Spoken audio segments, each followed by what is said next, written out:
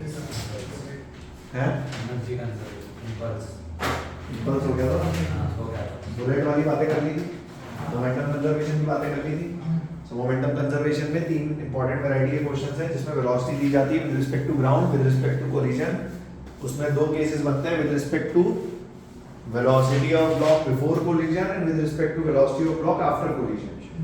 उस केस में हम रिलेटिव कांसेप्ट लगा के सबसे पहले वेलोसिटी ऑफ ब्लॉक निकालते हैं विद रिस्पेक्ट टू ग्राउंड और फिर मोमेंटम कंजर्व करते हैं, क्योंकि मोमेंटम कंजर्वेशन में जो वेलोसिटी रखी जाती है वो विद रिस्पेक्ट टू ग्राउंड रखी जाती है। ऐसे बातें अपन कर चुके थे। अब आ जाओ,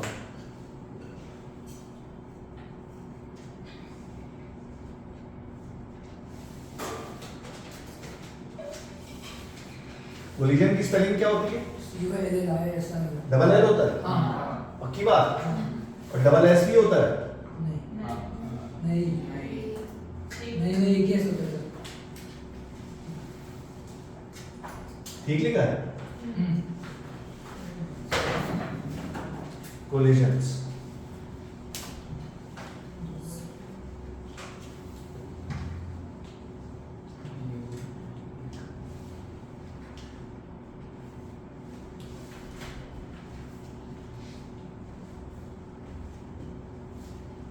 लिख लिया? वो वाला कराया था ना, एनर्जी कंजर्वेशन और मोमेंटम वाला, जिसमें मोमेंटम और एनर्जी दोनों कंजर्व करते हैं।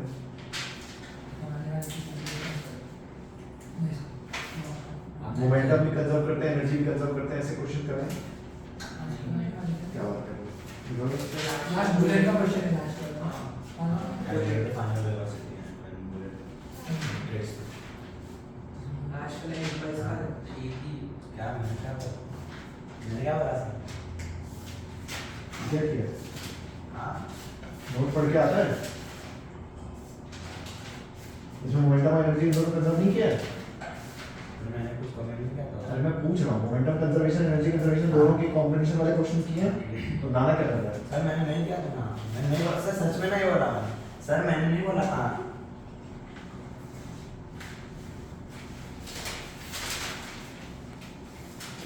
कितने लोगों ने घर जाके नोट्स पढ़े थे? नोट्स पढ़ के कौन आए? कोई नहीं। क्या करने आए लोग?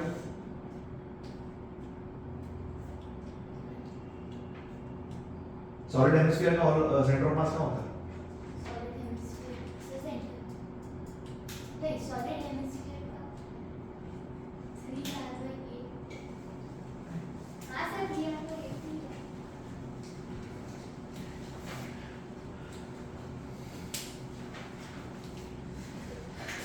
ठीक है, चलो आप कोलिजन्स पे बात करते हैं। सुनो मेरी बात। जैसे मान लो कि मैं ना मार्केट से एक लेदर की बॉल लेके आऊं और उसको इस ग्राउंड पे फेंक दूं, यहां से ऐसे ड्रॉप कर दूं, क्या वो बॉल उछल के ऊपर आएगी? अरे आएगी। मान लो बॉल आई किसी हाइट तक, यहां से मैंने ड्रॉप किया 2 मीटर तक, मान लो वो चल के 1 मीटर हाइट तक आ गई। ठीक, आप ऐसा समझो वो सेम बॉल मैं 2 मीटर के हाइट से ड्रॉप करूं एक सैंड फ्लोर के ऊपर, क्या वो बॉल उछल के ऊपर आएगी? दूसरा केस लो, मान लो इसी फ्लोर के ऊपर 2 मीटर से आटे की बॉल ड्रॉप करूं, आटा समझते हो जिससे रोटी बनती है, क्या बॉल ऊपर आएगी? क्रेजी बॉल देखी है? अगर क्रेजी बॉल में 2 मीटर से ड्रॉप करूं तो क्या सटाक से एकदम। अच्छा दूसरा केस ऑब्जर्व करो, मान लो मैं एक लेदर बॉल ही रबर के सरफेस पे 2 मीटर पे ड्रॉप करूं तो क्या ज्यादा ऊपर आएगी? इसका मतलब कि जो दो बॉडीज आपस में कोलाइड करती हैं, कोलिजन के बाद उनके साथ क्या होने वाला है ये डिपेंड करता है दोनों के सरफेस पे। पहली चीज कि भाई रबर के बने हैं, आटे के बने हैं, स्टील के बने हैं, वुड के बने हैं, मेटल के बने हैं, सैंड के बने हैं, बने किसके? ये उन मटेरियल्स की प्रॉपर्टी है कि नहीं? अरे ठीक है, कुछ कुछ बातें करते हैं।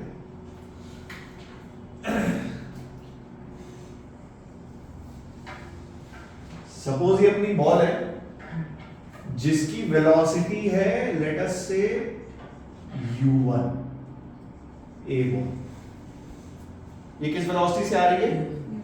u1, और आगे ना एक बॉल और जा रही है लेट अस से b ball which is moving with velocity u2 and u1 is greater than, तभी तो कोलाइड होगा। अगर u2 बड़ा हो गया तो कोलिजन होना पॉसिबल नहीं है भाई, वो आगे निकल जाएगा। ठीक है, तो मान लो ये सिचुएशन है, लेट अस से सिचुएशन नंबर 1, पहली चीज। तो क्या ये दोनों बॉल आपस में कोलाइड करेंगी? अरे करेंगे नहीं करेंगे। सेकंड सिचुएशन, मैं तुम्हें प्रैक्टिकली बता रहा हूं होता क्या है। ये दोनों कोलाइड करते हैं, पर जब ये बॉल आपस में कोलाइड करती हैं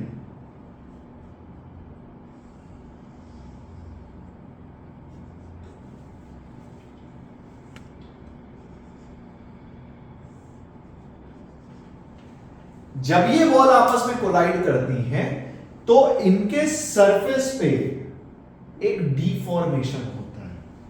अब वो डिफॉर्मेशन कितना होगा ये डिपेंड करता है कि ये किस मटेरियल से बने हैं। अब भाई एकदम स्टील की बॉल मस्त एकदम अगर स्टील पे फेंकोगे तो इतना पतला सा डिफॉर्मेशन होगा कि वो आपको दिखाई, और अगर आप आटे की बॉल फेंकोगे तो डिफॉर्मेशन इतना ज्यादा होगा कि वो आपको इजीली दिखाई दे। तो पहली चीज, whenever two objects collide there is a deformation in the surface। अब that deformation depends कि भाई कितना डिफॉर्म होगा, ये डिपेंड करता है कि बॉल का मटेरियल क्या है, दोनों बॉल्स का या दोनों सरफेसेस का।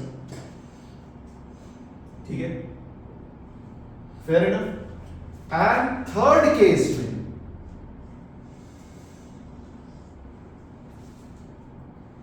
ये दोनों बॉल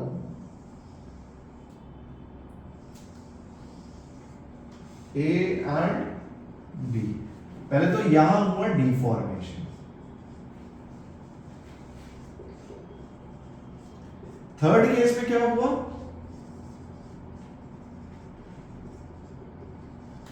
रिफॉर्मेशन। अब कोलिजन के बाद रिफॉर्मेशन कितना होगा ये भी डिपेंड करेगा कि आपके दोनों बॉल्स के सरफेस कैसे हैं। फॉर एग्जाम्पल, अगर आप एक आटे बॉल की बात करो तो उसका शेप कभी भी रिफॉर्म, बट अगर रबर बॉल की बात करो, क्रेजी बॉल सोच, जैसे ही आपने पटका, मतलब 100% तो नहीं बोलूंगा, लॉसेस होते हैं, बट ठीक है, क्या अप्रोक्सीमेटली 100% रिफॉर्म हो जाता है रबर का। सो इट डिपेंड्स कि दोनों सरफेसेस क्या हैं। उस केस में हम बता सकते हैं कि भाई ये रिफॉर्म होगा या रिफॉर्म नहीं होगा, थोड़ा बहुत डिफॉर्म ही रहेगा। Let us say now this is moving with velocity v1 and this is moving with velocity v2, सही बात है। and after collision v2 will be greater than v1। पहले तो प्रैक्टिकली बात समझ में आई है हुआ क्या। भाई दो सरफेसेस का कोलिजन हमने देखा जिसमें पहले जो बॉल आ रही थी दूसरी बॉल के पास उसकी वेलोसिटी ज्यादा थी, तो वो आई पीछे से टुकुर टुकुर टुकुर टुकुर, उसने आगे वाली बॉल के साथ कोलाइड किया। कोलिजन के बाद आगे वाली बॉल ज्यादा तेजी से चलने लगी और पीछे वाले की वेलोसिटी कम हो गई। But during the collision deformation और रिफॉर्मेशन दोनों हुआ। कितना डिफॉर्म हुआ कितना रिफॉर्म हुआ ये डिपेंड करेगा कि इन दोनों बॉल के सरफेसेस कैसे हैं। क्या मेरी बात समझ आई? अरे पक्की बात? अरे ठीक है, बोलो कोई तकलीफ? 100%। एक चीज डिफाइन करते हैं इसमें, सबसे पहले E, small e. This small e is termed as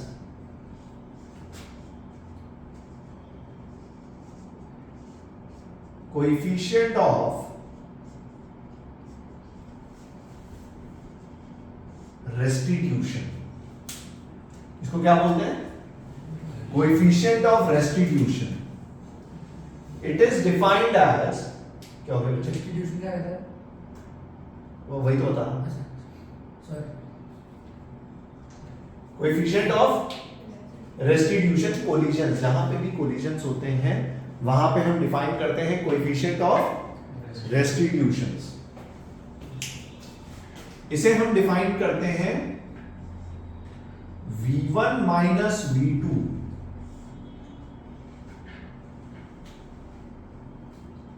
v1 minus sorry v2 minus v2 बड़ा है ना, v2 minus v1 upon u1 minus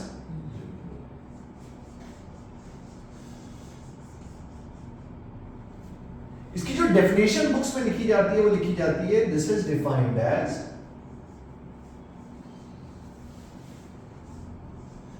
velocity of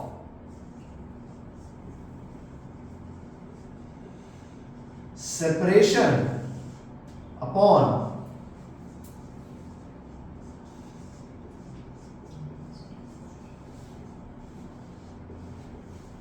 velocity of approach. Velocity of separation, velocity of separation क्या होगी? v2 minus v1। उसी velocity से दोनों ball separate हो रही है। और वेलोसिटी ऑफ अप्रोच क्या होगा? u1 minus u2। So coefficient of restitution is defined as velocity of separation upon velocity of approach। ठीक है, इसकी कुछ कुछ बुक्स में एक डेफिनेशन और लिखी जाती है। ठीक है, वो डेफिनेशन आती है इंपल्स से। मैं फील करा देता हूं कैसे। कोएफिशिएंट ऑफ रेस्टिट्यूशन को डिफाइन किया जाता है impulse of reformation upon impulse of deformation. तो होता क्या है, ध्यान से सुनना मेरी बात। मान लो मास mm है सबका स्टैंडर्ड, तो जब आप इंपल्स ऑफ रीफॉर्मेशन लिखोगे तो what is impulse? Change in momentum. तो न्यूमरेटर में आएगा mv1 माइनस mv2 और डिनोमिनेटर में आएगा mu1 माइनस, वहां से mm कट जाएगा, यहां गिरोगे, अरे वहां से mm कट जाएगा, यहां गिरोगे। ठीक है, तो इसको एक और डेफिनेशन इसकी लिखी जाती है impulse of reformation upon impulse of deformation, या velocity of separation upon velocity of approach. E क्या दिखाता है उसको समझो। आपके लिए ना ई की वैल्यू लाई करती है 0 से 1 के बीच में। किसके लिए?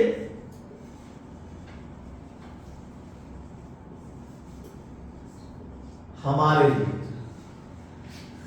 ये मैंने पहले लिख दिया, हमारे लिए। इसका मतलब क्या E1 से बड़ा हो सकता है? बिल्कुल हो सकता है। किस केसेस में? नॉन रिएक्टिंग या केमिकल रिएक्टिंग बॉडीज के केस में। फॉर एग्जांपल ऐसा समझ, मैंने बॉम्ब फेंका, ध्यान सुनो, बॉम्ब, तो बॉम्ब आया, मस्त। सोच बॉम्ब का ये कितना छोटा होगा, 10 मीटर पर सेकंड, 30 मीटर पर सेकंड। ठीक है, मतलब 100 फेंक लेगा तो 50, उससे ज्यादा क्या फेंक लोगे? ठीक है, बॉम्ब गया, मान लो दीवार पे फेंका, तो दीवार की वेलोसिटी तो 0। ठीक है, तो देख डिनोमिनेटर में कुछ 50 के आसपास की क्वांटिटी बचेगी। अब दीवार से लड़ने के बाद बॉम्ब क्या होगा? तो this will be very high. इसका मतलब न्यूमरेटर बहुत बड़ा हो जाएगा। उस केस में E की वैल्यू 1 से बड़ी हो जाएगी। ठीक है, उन्हें बोलते हैं नॉन रिएक्टिंग बॉडीज या chemical reacting bodies, chemically reacting bodies. But हम जनरली हमारे क्वेश्चंस में, न्यूमेरिकल्स में, हम बॉम्ब या वैसी बॉडीज की बात नहीं करते।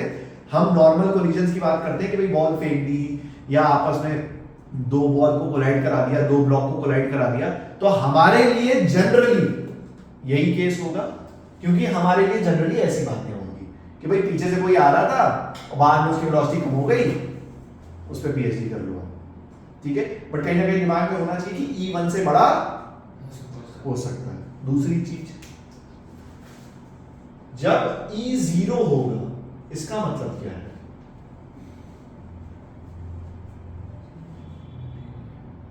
इसका मतलब क्या है? इसका मतलब ये है that velocities of bodies are same along the line of impact. कहने का मतलब है वो वेलोसिटी के कंपोनेंट्स जो along the line of impact है, impact समझते हो? along the line of impact के जो वेलोसिटी कंपोनेंट्स हैं वो सेम हो गए. जनरली बच्चे पता है रट लेते हैं. क्या रटते हैं मैं आपको बताता हूं कि अगर E0 है मतलब ये दोनों बॉडीज आपस में चिपक गई. ऐसे समझ में आटे की बॉल लूं, आटे की बॉल को फेंकूं, आटे की बॉल इवेंचुअली फाइनली दूसरी बॉल में चिपक जाएगी. तो जो एक की वेलोसिटी होगी क्या वही दूसरी बॉल की भी वेलोसिटी होगी क्योंकि दोनों चिपक गए. तो उस केस में E क्या हो जाएगा? 0. बट सिर्फ वही एक केस पॉसिबल नहीं है. ठीक है. तीसरा E1 होगा तो हम क्या समझेंगे?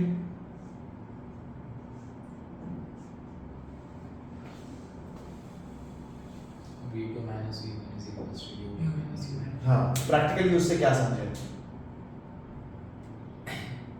The difference between velocities of reformation and deformation is same. और कुछ? Velocity of separation. E equal to 1 का मतलब यहां पे डिफॉर्मेशन हुआ ही नहीं. सोच E1 कब होगा? मतलब मैं और फील कराता हूं. E1 मतलब ये दोनों वेलोसिटीज में कोई चेंज, इन दोनों वेलोसिटीज में कोई चेंज नहीं आया. मतलब इन दोनों बॉडीज की एनर्जी में कोई लॉस. भाई अगर आपकी एनर्जी कमी नहीं हो रही तो आपकी वेलोसिटी चेंज ही नहीं हो रही. और आपकी एनर्जी कम कब नहीं होगी? जब आपके स्ट्रक्चर में कोई डिफॉर्मेशन. ठीक है. Although this is an ideal case, ऐसा प्रैक्टिकली पॉसिबल मतलब एक 99% तक की बॉडीज को हम बोल सकते हैं कि ठीक है कोई डिफॉर्मेशन नहीं आएगा. वरना आइडियली देखो हर बॉडी में डिफॉर्मेशन आता है. कितना आएगा डिपेंड करता है कौन सी बॉडी है, किस मटेरियल की बनी है, बट आता है. कुछ बात समझ आई? ठीक है. So coefficient of restitution E is defined as velocity of separation upon velocity of approach. हमारे लिए E 0 से 1 के बीच में लाई करेगा, अदरवाइज E 1 से बड़ा हो सकता है. केमिकली रिएक्टिंग बॉडीज के केस में E 0 मतलब दोनों बॉल्स की कोलिजन के बाद की वेलोसिटी सेम है along the line of impact. ये along the line of impact का मतलब मैं आपको अभी न्यूमेरिकल्स में भी समझाऊंगा. E equal to 1 ideal case जिसमें कोई एनर्जी लॉस नहीं होता. ठीक है.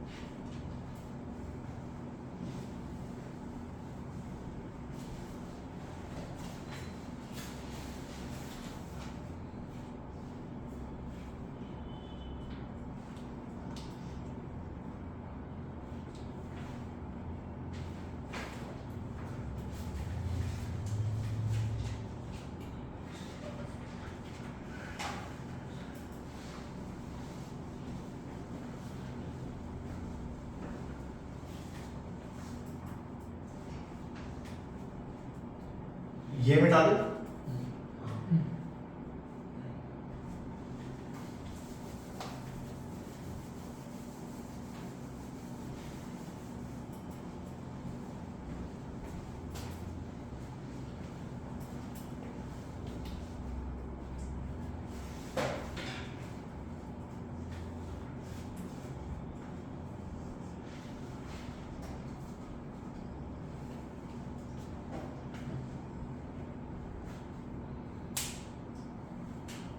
हो गया?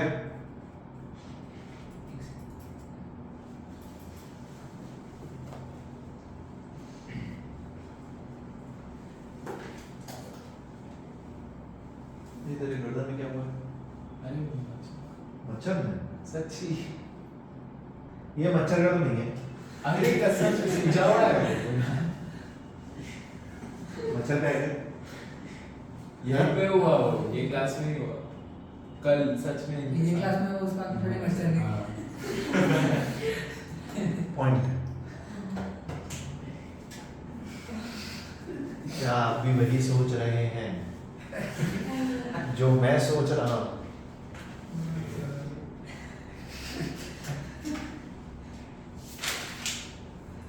हेड ऑन कोलिजन का मतलब जानते हो?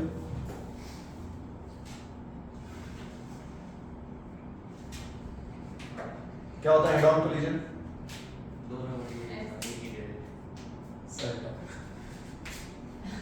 अरे व्हाट इज हेड ऑन, मतलब मजाक नहीं कर रहा। हेड ऑन कोलिजन क्या होता है? फिजिक्स में कैसे बोलोगे?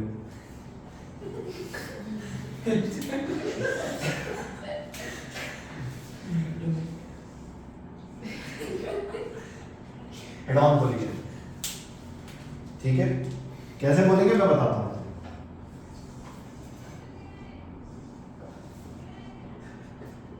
एक होता है ऑब्लिक कोलिजन, कुछ ऐसे।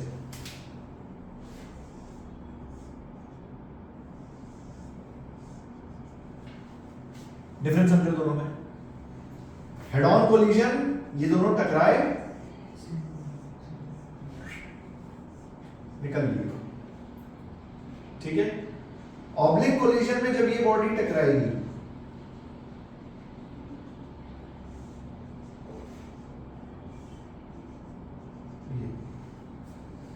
ठीक है, इसे बोलते हैं line of impact, line of impact, और इसे बोलते हैं लाइन ऑफ मोशन। तो हेड ऑन कोलिजन में लाइन ऑफ मोशन और लाइन ऑफ इंपैक्ट सेम होती है, बट ऑब्लिक कोलिजन में लाइन ऑफ मोशन और लाइन ऑफ इंपैक्ट सेम नहीं होते, ठीक है? खैर, सबसे ज्यादा जरूरी है ये,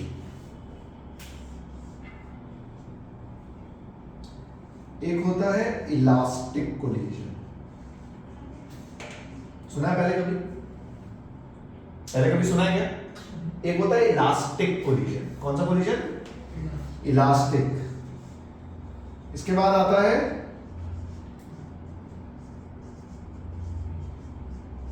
inelastic, and next comes partially elastic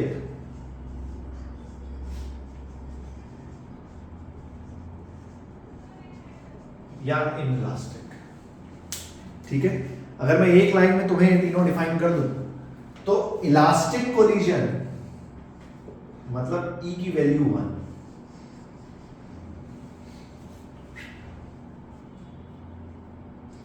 कोई एनर्जी लॉस नहीं, कोई डिफॉर्मेशन नहीं, something like a crazy ball, पट से यहां से फेंको, कोई एनर्जी लॉस नहीं, वापस यहीं पहुंचेगी, आइडियली इलास्टिक कोलिजन, ठीक है? इसमें मोमेंटम कंजर्व, काइनेटिक एनर्जी भी कंजर्व, टोटल एनर्जी भी कंजर्व, कुछ सारा लॉस ही नहीं होता है इसमें, मस्त एकदम।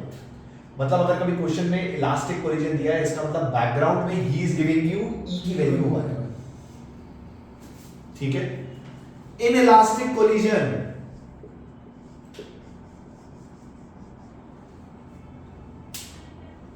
दोनों बॉडीज चिपक गई, दोनों बॉडीज की फाइनली लाइन ऑफ इंपैक्ट के अलॉन्ग वेलोसिटी सेम हो गई, कुछ ऐसा।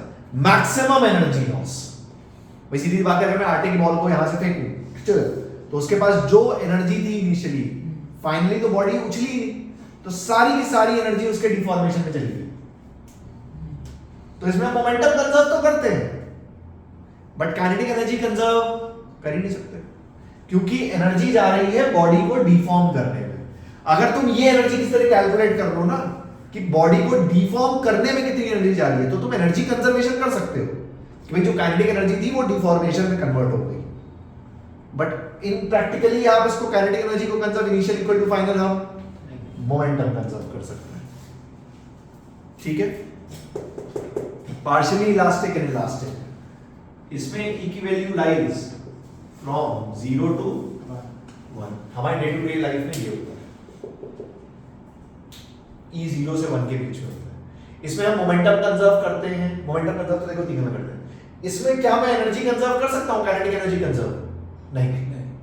क्यों? इसमें भी थोड़ा बहुत डिफॉर्मेशन तो हो ही रहा है ना, इसलिए काइनेटिक एनर्जी, इसलिए नॉर्मली बात कर दे, कॉस्को की बॉल या लेदर की बॉल लो आप 10 मीटर से फेंको, वापस 10 मीटर तक नहीं आएगी, क्योंकि थोड़ी बहुत एनर्जी लॉस में चली गई।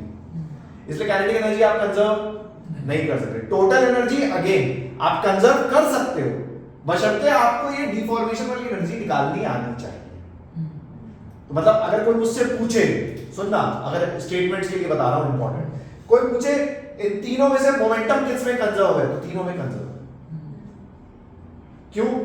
इंपल्सिव फोर्स आ रही है लेकिन वो दोनों पे कैंसिल आउट हो रही है, तो net force on a complete system is 0, इसलिए तीनों में मोमेंटम कंजर्व है। टोटल एनर्जी तीनों में कंजर्व ले लो, कोई तकलीफ नहीं, बशर्ते आप डिफॉर्मेशन की एनर्जी निकाल सको। बट काइनेटिक एनर्जी सिर्फ इसमें कंजर्व है, इलास्टिक में। बाकी दोनों में काइनेटिक एनर्जी कंजर्व नहीं। ये है तीन टाइप के collisions, elastic, inelastic and partially. Anyways, numerical point of view से मैं बताऊं, अगर क्वेश्चन में दिया है कोलिजन इज इलास्टिक, इनलास्टिक या पार्शियली इलास्टिक, इनलास्टिक, तो बैकग्राउंड में he is given you the value of E, ये ध्यान रखना, ठीक है। अब न्यूमेरिकल्स करते हैं।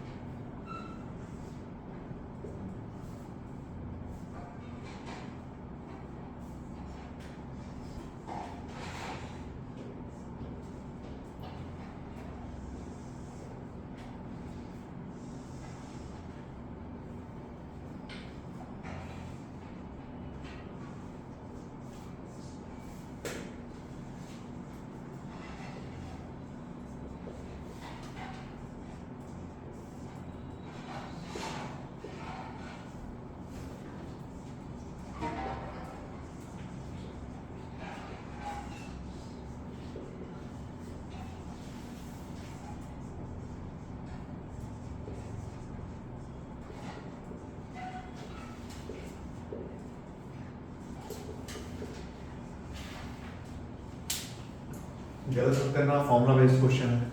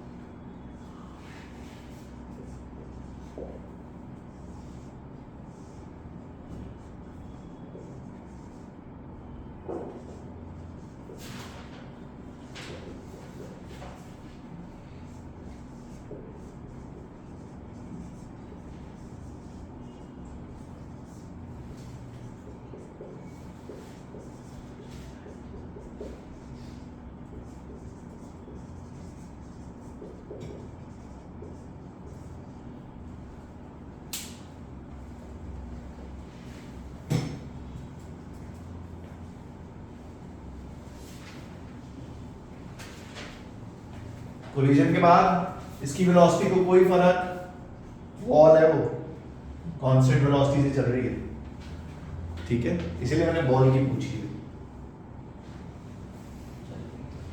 चल रही है, बना दिया, सवाल है, चल रही है बॉल, रुकी नहीं है। कितनी है?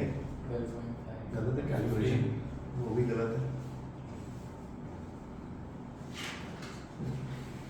ये E equal to V2 minus V1 upon U1 minus U2 जो फॉर्मूला है, इसमें V और U क्या है? Velocities. Velocity is a vector quantity, मतलब साइन के साथ रखना है, गलती मत करना। बात समझ आई? पॉजिटिव नेगेटिव का ध्यान देना।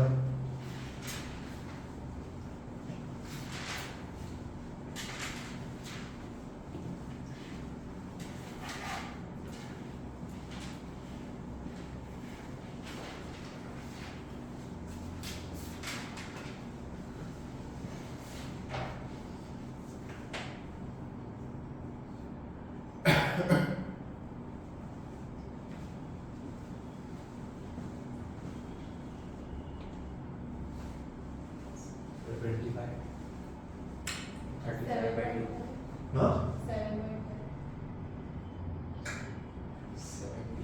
हाँ, 7.5 ठीक है। देखो इधर, पहला मैं करता हूँ, सुनो मेरी बात।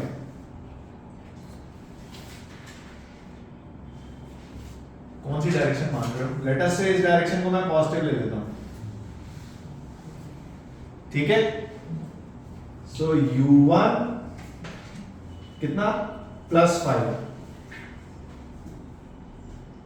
U2 कितना? -10। Similarly, V2 is and V1 is, V1 तो हमें निकालना। So देखो, E is equals to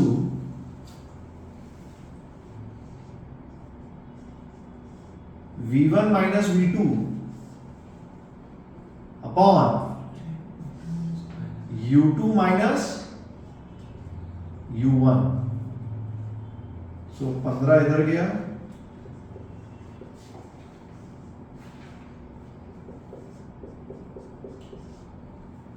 -7.5 और 10, V1 आया -17.5।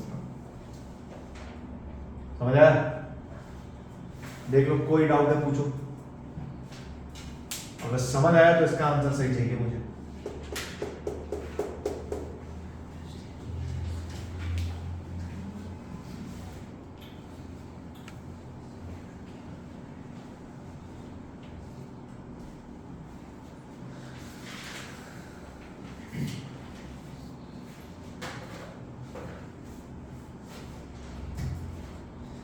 ये हो गया, मिटा दो।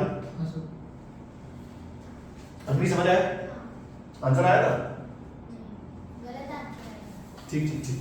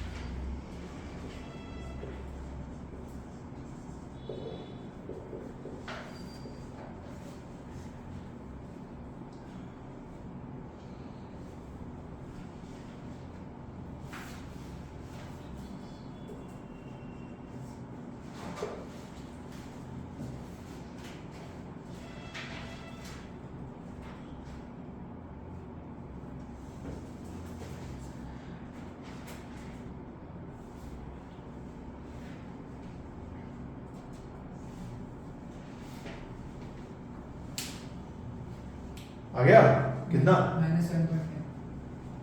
अच्छा, और बाकी जनता का क्या हाल है देखते हैं।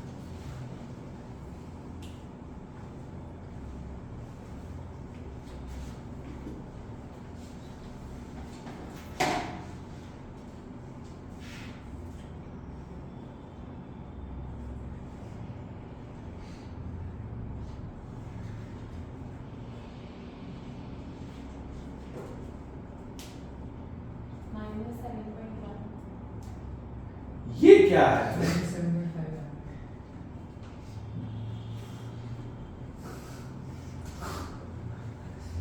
हाँ 7.25 कितना है रूम में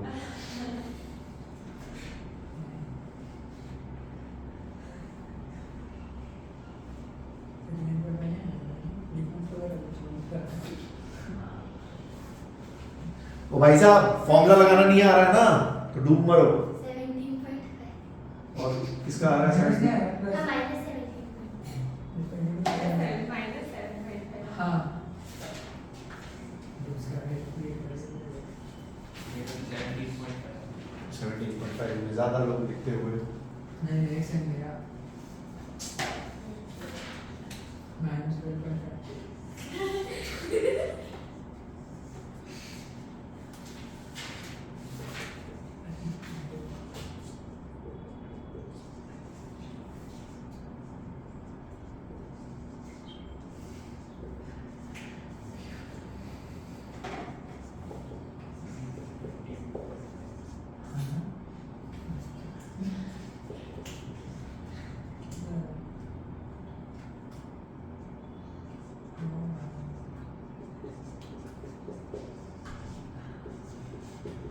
27.5 किसका आ रहा है?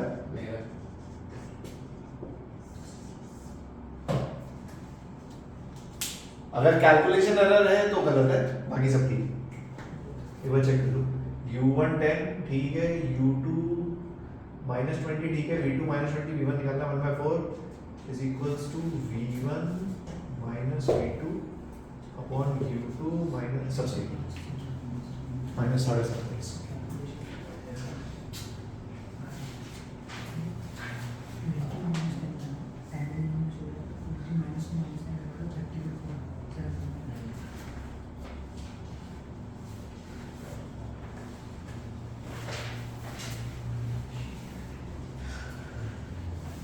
अगले पे आ जाओ।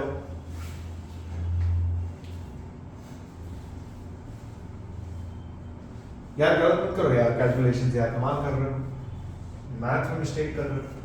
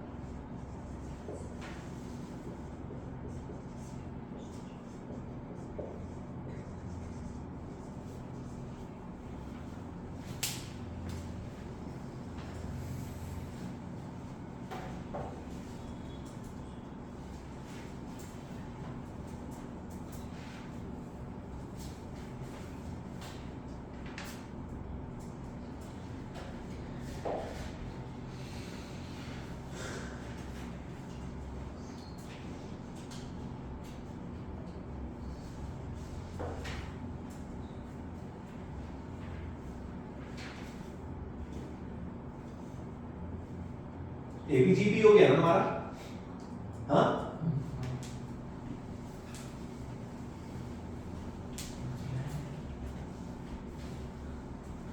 फिर तो मैं बढ़िया गणित कुछ आगे दिखाता हूँ आपको इसमें।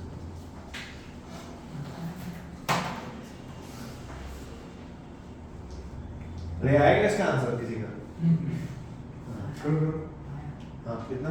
-11 गलत है।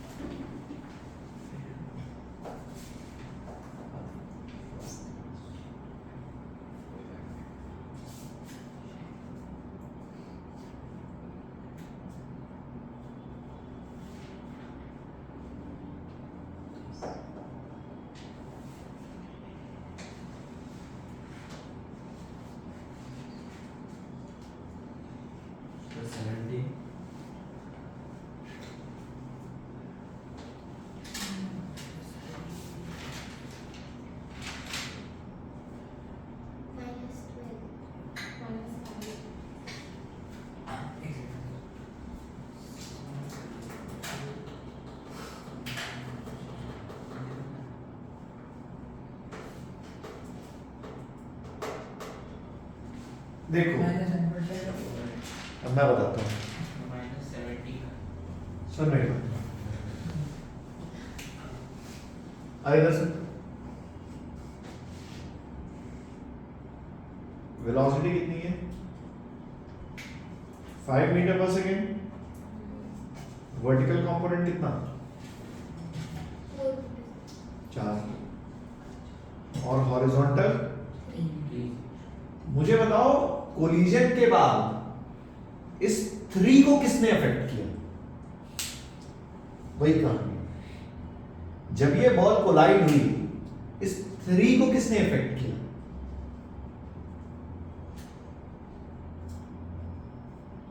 अरे क्या इस 3 पे कोई फर्क पड़ा, 3 सेम रहेगा।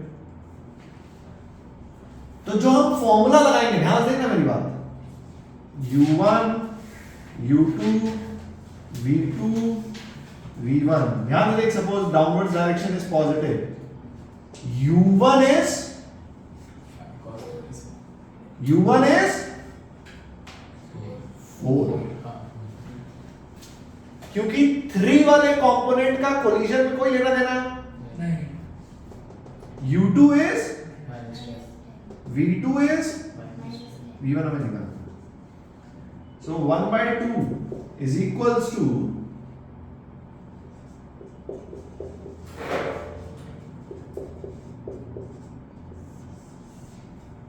कितना आता है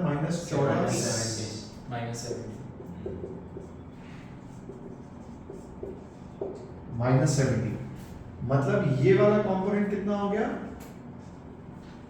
17, तो बॉल इवेंचुअली जिस वेलोसिटी से जाएगी इट विल बी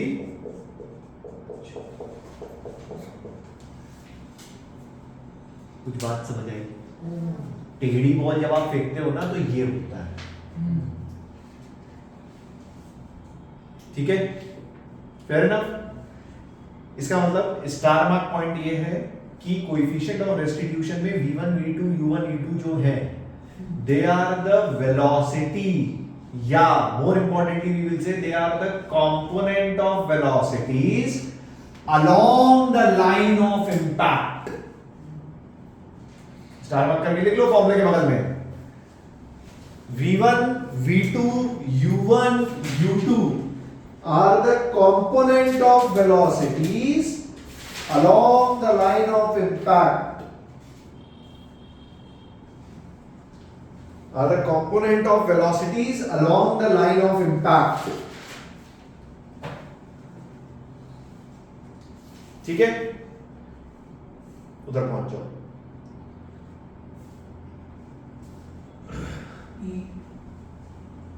ई है, अब बॉल रेस्ट पे है, फाइनल वेलोसिटी निकालनी है, गलत मत करना, बच्चों का सवाल है, कराते हुए शर्म आ रही है, ये मिटा दो,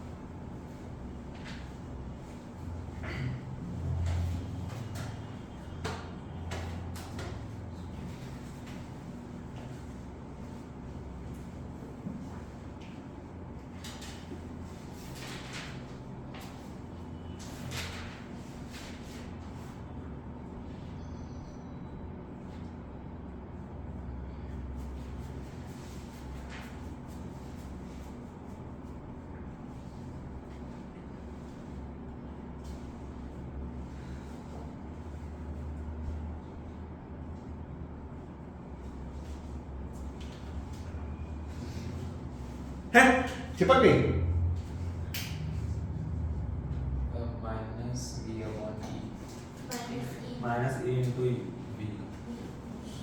ऐसे ऐसे कर दो।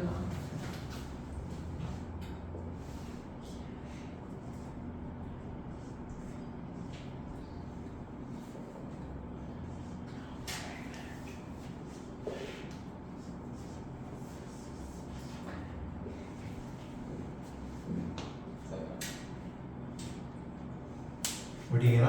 हाँ अरे ठीक है ना? क्या हो गया बच्चे? निखिल क्या सोच रहा है इतना? यू है हाँ मतलब कंफ्यूजन ना हो इसलिए उसको यू कर दिया यार, क्या है फाइनल ठीक है मतलब।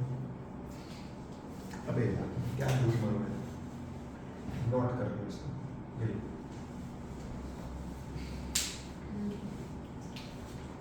अबे ठीक है ना? इसका मतलब 10 मीटर पर सेकंड से बॉल गिरेगी। अगर इस जमीन पे मैं 10 मीटर पर सेकंड से बॉल को फेंकूं और इस जमीन का ई हाफ है तो बॉल किस वेलोसिटी से ऊपर आएगी? -5 मीटर पर सेकंड। अगर 5 से फेंकूं तो 2.5, अगर 20 से फेंकूं तो ये पर्पस है ई का।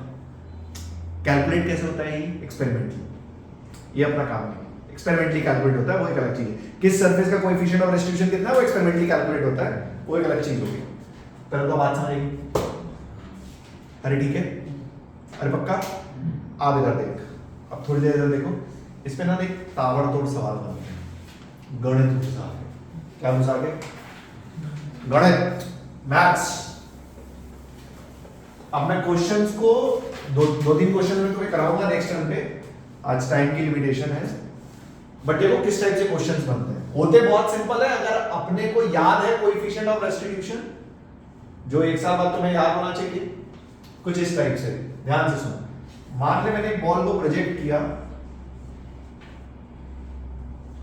विद 20 मीटर पर second an angle of 37 degree, ठीक है? और इस सरफेस का कोएफिशिएंट मतलब कोएफिशिएंट ऑफ रेस्टिट्यूशन मैंने दे दिया हाफ मीटर से, ठीक है? अब तुम्हें इस पे पीएचडी कराता हूं और इस पे ना सवाल बनता है, तो पीएचडी कैसे? सुनो, इसका हॉरिजॉन्टल कंपोनेंट कितना? 20 cos 37, 20 into 4/5 that is 16। Vertical कितना? ये बॉल इवेंचुअली यहां गिरेगी तो वर्टिकल कंपोनेंट कितना होगा? 12। हॉरिजॉन्टल कितना होगा? 16। इवेंचुअली बॉल जब वापस उछलेगी तो वर्टिकल कितना हो जाएगा? 6 मीटर। फिर अब कितना हो जाएगा? 12। अब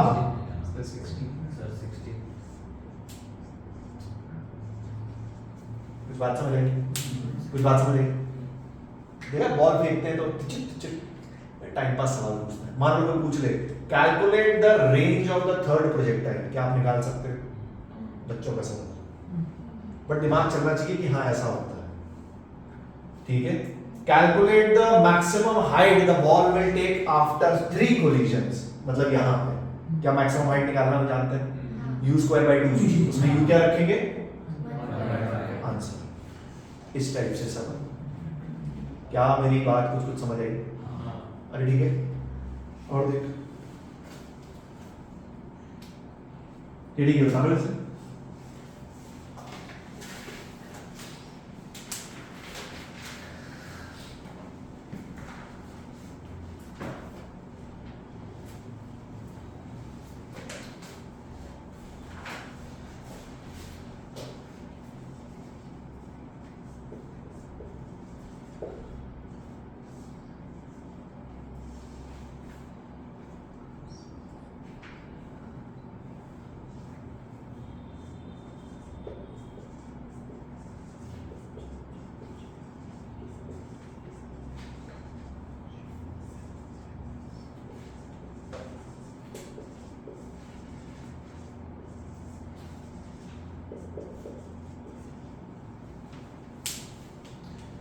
ये कर दिया तुमने, तो मेरी तरफ से एक chocolate.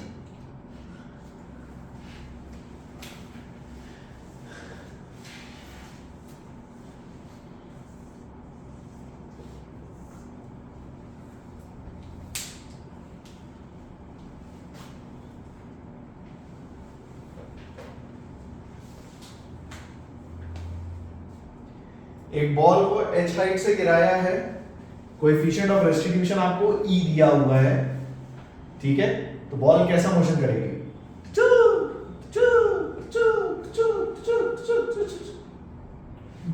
Calculate the total time for ball to come at rest.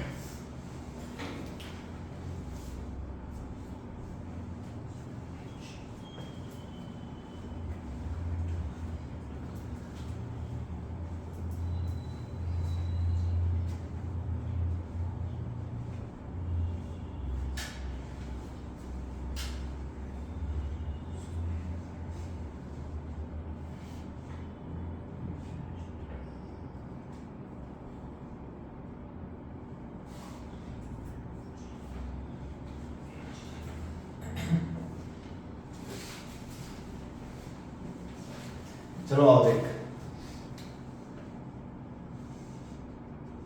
मेरी बात सुन यार. अरे बॉल किस वेलोसिटी से स्ट्राइक करेगी? √2gh. अरे यस और नो?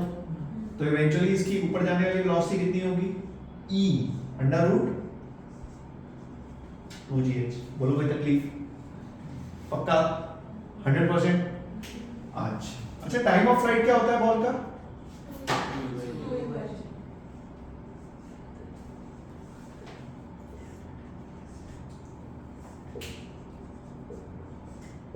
बोलो कोई तकलीफ? पक्का? अच्छा, और यहां से यहां का टाइम कितना होगा?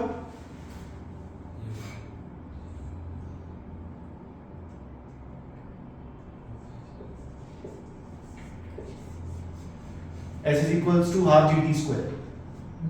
अरे ये सुनो, h is equals to half gt square, तो t is equals to √2h by g. बोलो कोई तकलीफ? इसका मतलब सुनना ध्यान से देखना मैंने क्या किया. पहला टाइम लगा √2h by g, ठीक है? फिर दूसरा टाइम लगा, देखना ध्यान से, 2e √2gh by g plus तीसरा टाइम. पहले तो बॉल यहां से ऊपर जाएगी, वापस नीचे इसी वेलोसिटी से आएगी √2gh. अब थर्ड टाइम इसकी वेलोसिटी कितनी हो जाएगी? e² √2gh. अरे ऐसा तो फोर्थ टाइम कितनी हो जाएगी? e³. अरे ऐसा तो देख क्या लिखेंगे? 2e² √2gh by g plus 2e³ √2gh by g. कहानी चलती जाएगी. अरे सही है? √2h by g प्लस क्या कॉमन ले सकते हैं?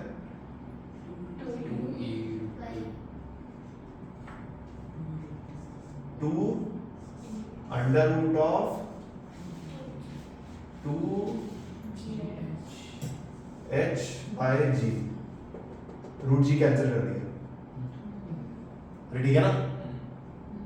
अरे नीचे √g into √g है ना, एक √g कट गया, तो ब्रैकेट में क्या बचा? और e भी कॉमन ले लो, तो ब्रैकेट में क्या बचा? 1 प्लस e²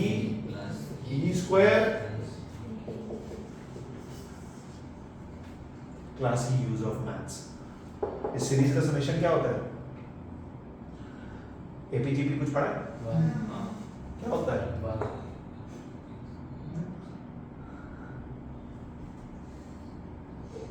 अबे वन प्लस ई है?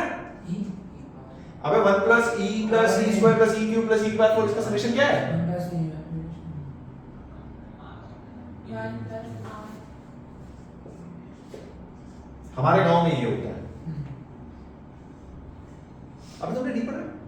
पढ़ा है तुमने एपीजीपी में कुछ ऐसी चीजें पढ़ी है नहीं पढ़ी है? पढ़ी है ना?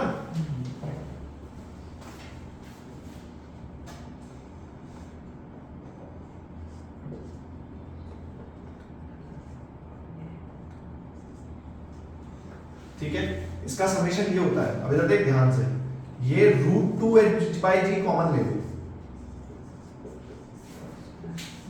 1 plus 2e upon 1 minus e √2h/g 1 minus e इधर जाएगा, माइनस e और plus 2e। Minus E. Plus E. ये क्वेश्चन ना एक PYQ है जेई का, एडवांस में आया था शायद, एक ऑप्शन ये दिया था आंसर। ठीक है, परेशान मत हो, अच्छा सवाल है, बट मैं आपको ये बता रहा हूँ कि इसमें ना मैथ्स घुसती है तबीयत से। जैसे वो जो मैंने तुम्हें प्रोजेक्टाइल का क्वेश्चन बताया था ना, उसमें भी अगर मुझे ताबड़तोड़ सवाल बनाना होगा ना, मैं पूछ लूंगा भाई कैलकुलेट द टोटल रेंज, तो रेंज की जब आप इवेंचुअली फॉर्मूले बनाओगे कुछ ऐसे तुमको सीरीज बनती हुई दिखेगी। इसमें अच्छे मैथ्स के सवाल बनते हैं, अच्छे एडवांस लेवल पे, एकदम बढ़िया एकदम। ठीक है